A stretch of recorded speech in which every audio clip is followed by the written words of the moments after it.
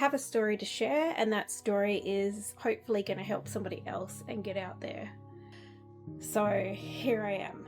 So as you know, life can change in 2 seconds. One phone call, one message, and your whole entire world turns upside down, just like mine. Getting that phone call from that guy saying that my husband was sleeping with his wife. So yeah. We ended up down a 6-year road of divorce settlement. Now in Australia, you have to wait 12 months before you can actually get a divorce once from your separation date. So we had to wait 12 months, and then, you know, in the meantime, it was legal stuff about children and, you know, all that sort of stuff. So, and then the finance, and then the financial abuse on top of that. So he was renting out our properties, collecting the rent, but not paying it to the mortgage. So yeah, gotta love those moments where you are at a point in your life where you have to file bankruptcy. But I just kept my faith up in spirit, in God, and yeah, it all turned out in the end. But did I pause my life for 6 years? No, life goes on. So this is what you do when you get divorced and you have to go through a settlement. You move forward in your life. You get stronger, you get happier. I was fortunate enough to have met my beautiful husband, Paul, within a few months. Now, honest to God, I did not want to ever get married again. I didn't want to go down that road. Was not looking at all. I just didn't even want to go there. But he came along. I had butterflies for a week, and oh my God, it was like, I've never had butterflies ever before. I didn't know what this feeling was. Did I fight it? Yes. Did I try and not go there? Yes. But he was just my knight in shining armor, really. Like, he was just the most beautiful soul. I fell in love with his voice. We spoke on the phone for a good 3 weeks after I'd met him. Eventually he moved in. It was all pretty quick, but I just knew it was right. There was something in my gut that was telling me 100% that this was the right thing, and boy did it pay off. So you have to trust your gut. Going through a 6-year divorce settlement, a few things happened in those 6 years. I met Paul. We got engaged. We had the most amazing family experiences. He had 2 kids, I had 4. We became the Brady Bunch, literally. I even asked my beautiful mother-in-law if she would come up and be our maid. I was just kidding. It was just awesome. Like, going on holidays with him was so different to the past. It was fun. It was actually fun. We joked around a lot. We laugh all the time, me and the kids and Paul. Like, our life is just amazing. You know, so we also got married in that time. We actually got married in COVID, 3 days out from the lockdown, the world lockdown. Our wedding was due. So we had to fly our mother-in-law back, my mother-in-law back, and aunties before they got locked out of their state as well.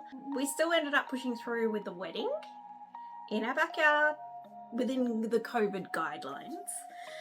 Wore my dress, we did it all, and it was beautiful. It was so intimate and beautiful, and yeah, it was great. Then the year after, we had a really big wedding, and that where everybody else came up. And then the year after that, my mum passed away. The year after that, I turned 40 and broke my knee in half, and that's a whole nother story you can see here. My 17-year-old dog, who took me from the beginning of my ex-marriage to this point in time, had passed, and I knew that that was a sever of my past. I knew that he had taken me up to a certain point. It was a pretty spiritual moment, and I never understood people losing their pets and how devastating it could be until I lost Peppy. Peppy was the most gorgeous little boy, and forever will be in my heart. I've never cried over someone so much in my life besides my dad. So, but I knew he took me up until a certain point, and exactly 1 year to that date, when I lay down with him, I saw a flash of light come through the kitchen bench, and then there was some sort of spiritual beings coming through. Next minute, because my hand was on his heart, I felt his heart stop. Oh, he took one big deep breath like this, and then he went, and I felt his heart stop, and I knew that that was it. And obviously these beings had come in to take him, and it was the most spiritual moment I've ever felt in my life, but I was so grateful that they had come to get him. So exactly to that date, 1 year later, I became a grandma on the same day. 1 year later, at the same time as well. So that was pretty amazing.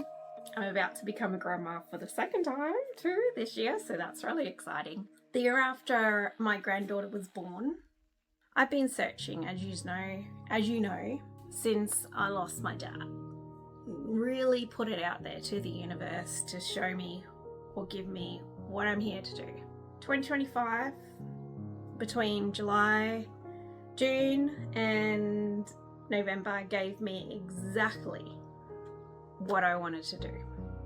And it was a bit of a breadcrumb trail, so me and my friends say, like, spirit, God feeds you breadcrumbs as you go in life. So after going through all of this, let me tell you about the story with me and my mum.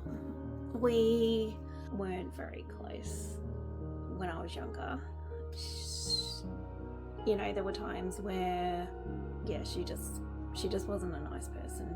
She was that, you know, sweet butter would melt in her mouth type of person to everyone else, but behind closed doors, whew, unless you lived with her, you had no idea what she was really truly like.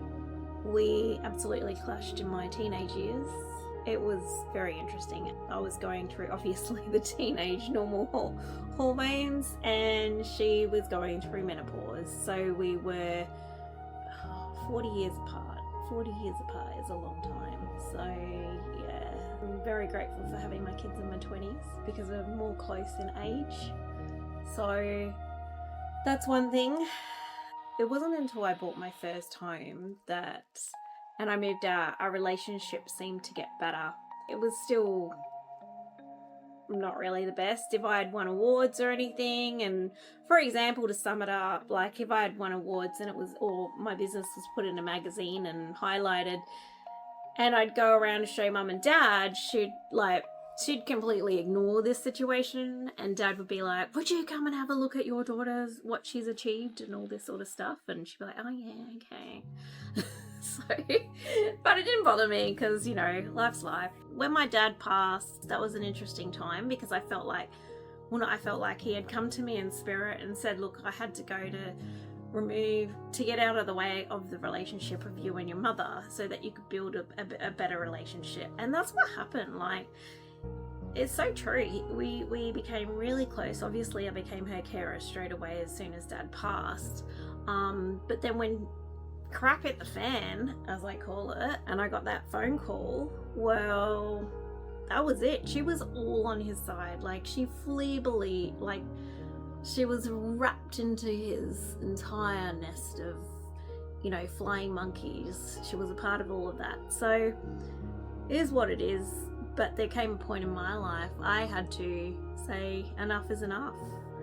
Especially when we had to run for our lives, and she took his side on that, saying that my son shouldn't be scared of his father, even though it was, you know, his own thing. It was what he felt. It was what he saw, what he felt, whatever. Like, you can't tell a child what to feel.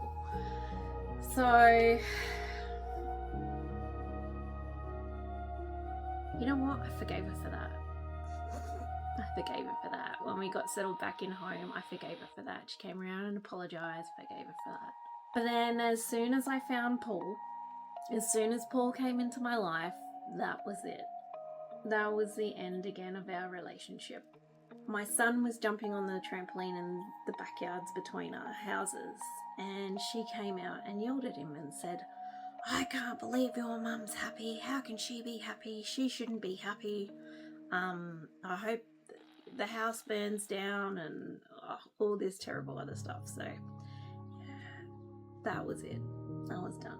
That was it. You do not aim any of that stuff towards my child, and you can hate me. You can ring up. She used to ring up and leave messages on her answering machine just saying, like, and I was like, what the? Okay, so obviously she had mental problems, but I wasn't going to stay around for that. I literally had to get on with my life. She had her flying monkeys to look after her. She had her ex-son-in-law to look after her. So that was it. You know, the kids got to see her whenever, if they wanted to. But as far as I was concerned, I was done. That was the last straw. 4 years later, Mum passed away. Well, yeah, I was sad, yes. I was and I wasn't. But, you know, because I know she's gone to a better place. I know she's out of her misery. I know she's out of her physical pain and all of that. I knew the day I made the decision that I was no longer going to put up with that in my life. That was the day my mum died in my mind, body, heart and soul. Sometimes you just have to make that decision to gain peace, because our lives, we can go through all of this stuff, we can go through hell and back, but the goal, the number one goal in life, is just to maintain our peace and love, and that's it. Put love out into the world and remain peaceful.